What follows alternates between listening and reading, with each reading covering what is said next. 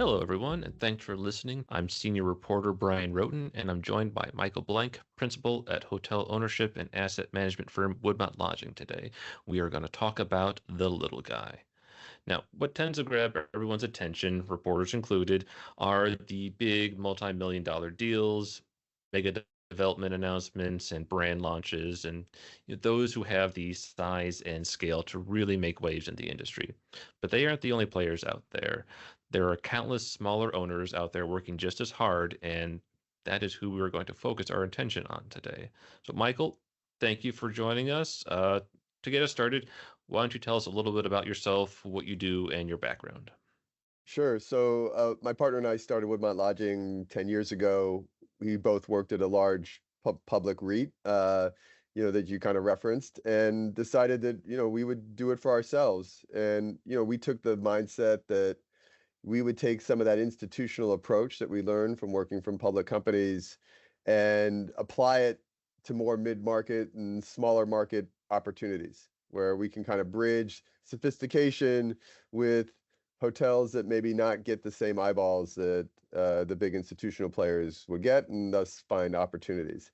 My role specifically, I do everything from acquisitions, asset management to capital markets. My partner does a lot of the same. That's what happens when you're two people running a hotel ownership group. A lot of overlap and a lot of hands and different kind of areas of work. So let's talk about the little guy. Who do you fit into this, category? Who are they, and what exactly are they doing? The little guy is really the majority of the owners, right? I mean, there's Mhm. call it 65,000 hotels in this country. Don't check me on that exact number, but the largest owner in this country probably is 1,500 hotels, right? And it goes exponentially down from there.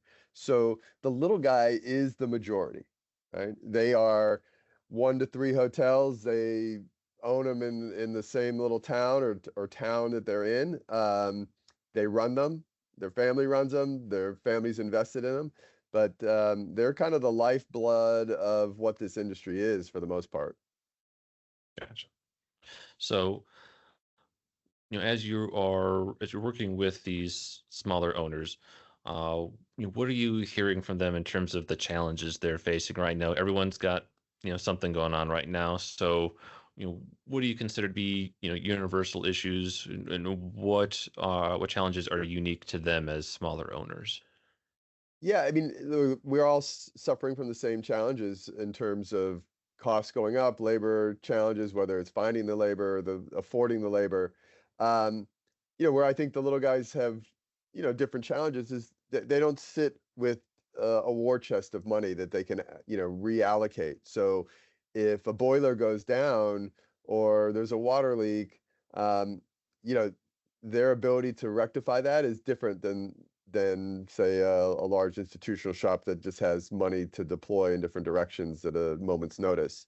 Um, but they're also scrappy, and I think where sometimes we lose sight of is the ability to solve problems in an efficient and effective manner. Where a bigger shop may just have a team of consultants and they'll be third party managed and they'll rely on the third party to find the solution. The small guys, solve problems almost MacGyver themselves, right? So they know all the vendors and they can figure out how to solve a problem. Maybe it's not the perfect way, right? But it gets the room back in service, it gets the guest happy, and it has keeps them or earning money from their properties. I mean, there's only so much you can fix with duct tape, as I remember being Well, a key part of that show. So um, what were the options available to them? I mean, like I mentioned, they have good ties to the community they operate in. So what when they come to you, it's like, hey, like as you mentioned, like my our boiler went out. Like what are the solutions available to them? yeah, I mean, look, it's what I've come to appreciate is it's a very tight-knit community. So even though it's fragmented in ownership, there's a cohesion in communication, and uh, you know, a lot of times they can rely on or lean on fellow owners in a market to help them solve the problem. So maybe it means that, the owner down the street becomes a minor investor in their property to help solve that boiler issue, right? Um, or it's a, small micro loan to get them across the finish line, or it's relying on somebody else in the family that, maybe has a little more money to help provide them the sustenance to get them across the finish line for whatever that project is.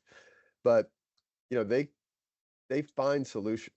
Um, Whereas, I think sometimes we get myopic as a more institutional owner, and, I'm not pigeonholing anybody, but we may just say, okay, we'll just put the room out of order, and, we'll just wait and see, or we'll, talk to the lender about, you know, releasing more reserve money, whatever it is. But uh, we may not have that same relationship with other owners because we take a more institutional approach. And 10,000 feet instead of on the ground.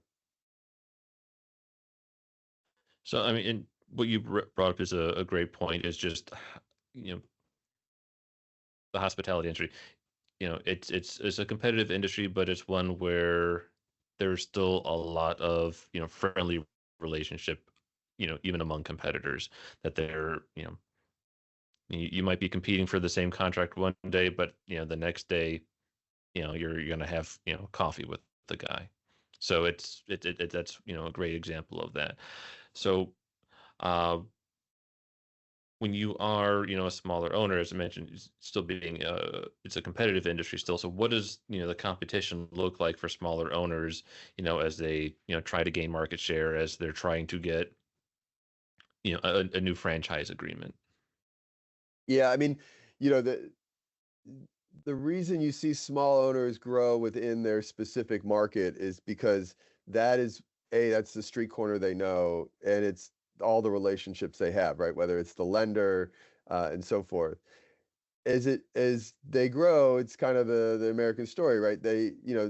You the hurdles to get approved by different brands increases, if you get more sophisticated or a bigger box. So what you see is, they kind of prove their net worth on, say, maybe exterior corridor motel or something else that maybe a lower in the food chain from a chain scale standpoint, to prove themselves and build up that war chest, and then add a second, and then add a third, right? And because they have that intimate market knowledge, they're able to, maybe pay a little bit more for an asset that others would not pay for, and still be able to yield the income and revenue that gives them momentum to kind of grow their platform.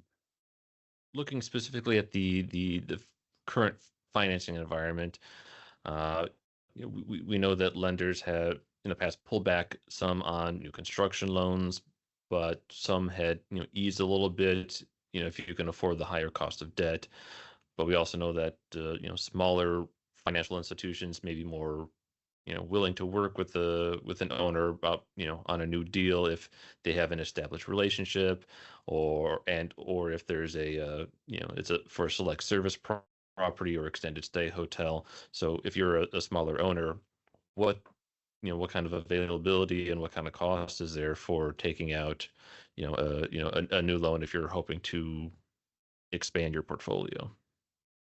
Sure. I mean, debt costs are debt costs. So that, it's in many Yeah. ways it's kind of uniform across the board. I think where small owners actually have an advantage is they put their whole livelihood on the line, right? And so this idea of non-recourse versus recourse, and we Woodmont, we generally are non-recourse borrowers, right? We're not putting our home on the line, or any personal, family wealth on the line, other than certain carve outs. But what I've experienced and seen is that the small owners really take are willing to do that. They're willing to put recourse on, and that is part of the relationship with the local lenders. They know that not only do they have access to the hotel, but the personal wealth of these owners, and they're able to get those deals done, right? And there's also other mechanisms, right? The SBA loans, the USDA loans, and but they're smaller, right? And so that's only available to groups that are buying, the $6 million hotel or the $4 million hotel. And that's the street corner business for a lot of these owners. So they're able to get deals done. I mean, I was talking to a buddy of mine yesterday who does hotel development work, and he was telling me about an owner who bought 25 hotels last year. I mean, you think about the headlines and how no deals are getting done, Hmm. and people are just sitting on money waiting for distress. And here's a guy who probably no one is aware of in most of the universe who bought 25 hotels last year. So, these smaller owners, and I mean 25 is a lot, so he's probably not in the smaller owner bucket anymore. But the fact that he's not on a panel at the big conferences means that he's below most of the radar screen and he's getting deals done. And Hmm. I've come across a number of people in that universe that are getting deals done that you just never heard of, you never aware of, that won't make headlines, that are able to buy hotels today, even in this environment that's tough on lending, tough on buying, and tough on costs. People are getting deals done. So when you're looking at hotel owners with smaller portfolios, maybe even just you know a handful or even just one, when you see the transactions at this end of the industry, are you seeing it's a lot of smaller owner to smaller owner, or have you seen any interest in bigger owners coming in and wanting to buy the one or two select service hotels? There's been a natural progression of institutional buyers going downstream. And what I mean is, looking at secondary or tertiary markets, right? It used to be top 25, then it grew to top 50, and it's shifted into being more, well, does this market have RevPAR, right? So when Woodmont launched, we saw a glaring hole of opportunity that like the secondary tertiary markets are ignored by most, and the small guys can't afford the $15 million hotel, and the big guys don't want a $15 million hotel in these markets. Over the past 10 years, we've seen, I say, more transparency, more sophistication, just broadening the horizon of bigger guys looking at smaller markets because they see if, RevPAR of $150 is still $150. And there's a lot of places where that's, done. But still, to if you buy a hotel in a small market, someone has to go visit it. And if it's not congruent with your portfolio, is it really worth it? And so, I think that there is some natural geographic barriers for particularly institutional people trying to buy in secondary, tertiary markets or smaller hotels, even if it is accretive to their portfolio. That makes sense. Uh, what have you seen in terms of those who are owner operators and they decide, well, you know what, I really just want to focus on one side of the business. I want to be purely an owner developer and split off the operation side of it as third party management has continued to grow. And we're hearing also a lot that family operations, where first generation they started, they have a real passion for it. They instill that passion into their kids, but by the time it gets to the grandkids, they'll gladly take a check, but their heart, their passion isn't in necessarily in hospitality. So what are you seeing in terms of those trends in this area? Yeah, we've definitely come across that. We've one owner group that has, I think they had like 10 or 12 hotels in kind of in the Northeast, and the son is taking over, and he didn't want to be in the operations side, and so he basically sold his family's management to a larger group and just became focused on ownership. And there's another group I know in the Mid-Atlantic that similar, where they gave a lot of their operations to a third party operator. But what I found, what's interesting about this second group is that over time they've started pulling back some of their properties back to in-house because they just appreciate the control. Now there is that generational thing where the grandkids or something, they don't want to be in the operating business, and they just want to do the sexy side of hotels, which is ownership. Um, And so that is that natural change and progression. But a lot of these companies still realize that their success in the business is because they're hands-on. And the second they let go of the operating part of the business, they've let go of the business. And so they don't want to leave that DNA that's made them successful to start with. Totally understandable. I want to jump back to a topic that we addressed very briefly, franchise agreements. Now, larger owners, they can have a lot of advantage when they're trying to negotiate, the terms of a new deal because of their size, their scale, performance history. For, smaller owners, what do they have in their favor? What can they use to their advantage when trying to negotiate, a new flag? Yeah, look, the brands carry a lot of leverage, right? They know what value they bring to the equation. And so for the smaller owner, it is challenging. Now, what the smaller owner may have as an advantage is real estate in a certain geography where the brands aren't present, particularly from a development side. In today's environment where development is slowing, the power of the owner is increasing because the brands are hungrier, needier to get more unit growth. So you may see some more leverage from the owner side in, particularly the smaller ones as it relates to talking to the brands. But in general, the brands still carry a lot of the leverage, right? If 75% of all development is branded hotels, right? That's a lot of leverage to carry because people realize that both from a lender standpoint, from a demand standpoint, the brands bring a lot to the table. And so they can take a take it or leave it approach a lot of times, and you just have to take it. I mean, the other thing we hear related to the brands is just how much they are, pushing for getting to that renovation, that property improvement plan that has been pushed back because everyone, was dealing with financial issues during the pandemic and the recovery. And, if you had a problem before, it's probably only just gotten more expensive since then. So how are the, smaller owners negotiating or navigating the path forward to getting any kind of property improvement completed? Yeah, I think this is where there's some of that local savviness steps in. They take a couple of different approaches. One, the brands are again not in the business of losing units, right? And Right. so even though we came off a terrible financial situation, we're not in a great business environment right now. So the brands, while they're taking, publicly a very strong approach, I think behind the scenes, they're more flexibility.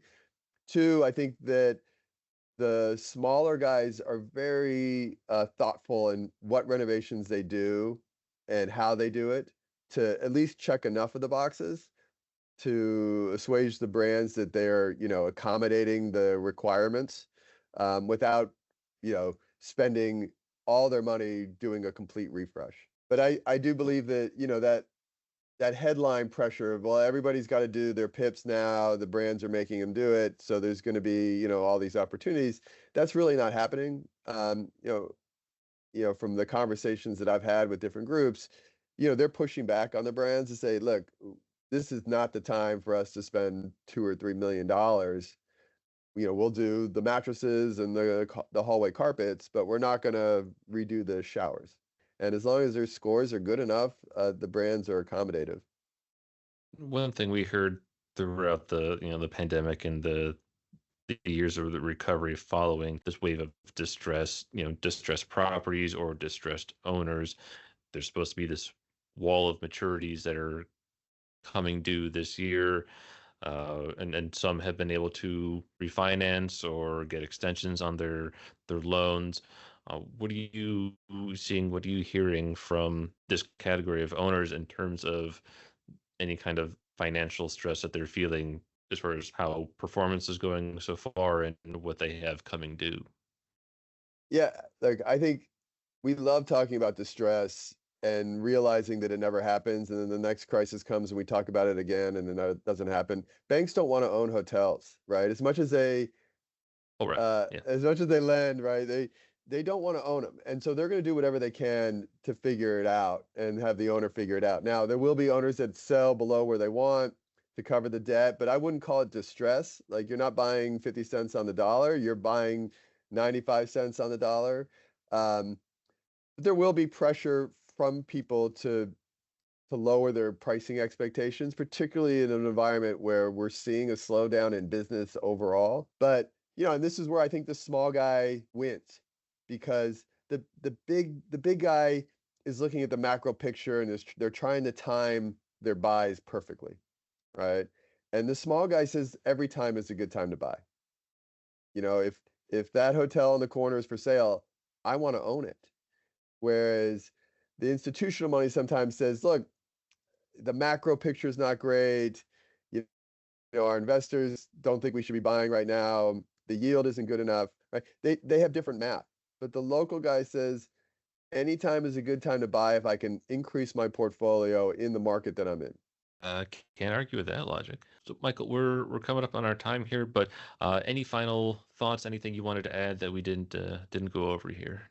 No, I mean, I think that, the story of the hotel industry is really the small guy, right? And I think you know, we in general, we get lost in hearing the big people talk about the state of the industry, but it's the story is really what goes on in the street corner, and it's pretty fascinating. There, business is getting done, deals are getting done, revenues are improving in different markets.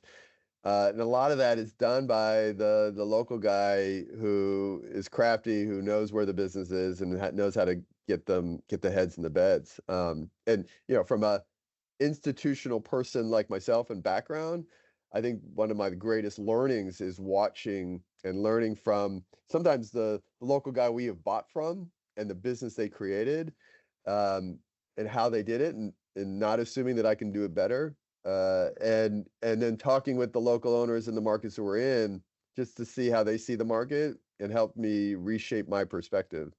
Well put. Michael, thank you so much for being here with us today, and thank all of you for listening. Stay tuned for further coverage.